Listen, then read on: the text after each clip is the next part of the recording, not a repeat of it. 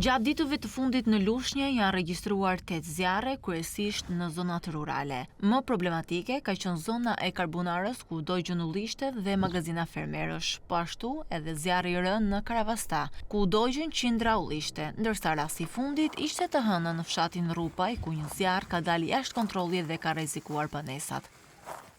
Sipas specialistëve të sektorit zjarfikës Lushnjë dhe ekspertët e grupit hetimor, në të gjitha rastet zjarret janë të shkaktuara nga fermerët që djegin mbeturinat bimore, të cilëve u del situata jashtë kontrollit. Po ashtu, edhe banorët e zonës shprehen se zjarri vendoset qëllimisht nga fermerët.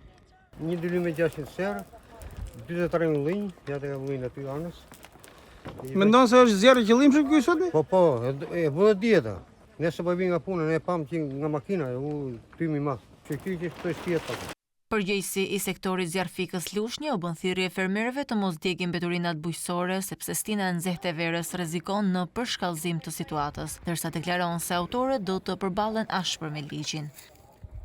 Digjen ambulloret edhe zjarri hapet del jashtë kontrollit. Edhe dije kam qenë punë në këtë vend. Dije kam pas 6 raste zjarri. Këtu në Karbunar, në Qerreteri, në Pirë, në Sav, ligji është ashpërsuar, unë mendoj se duhen marrë masa për këtë drejtim.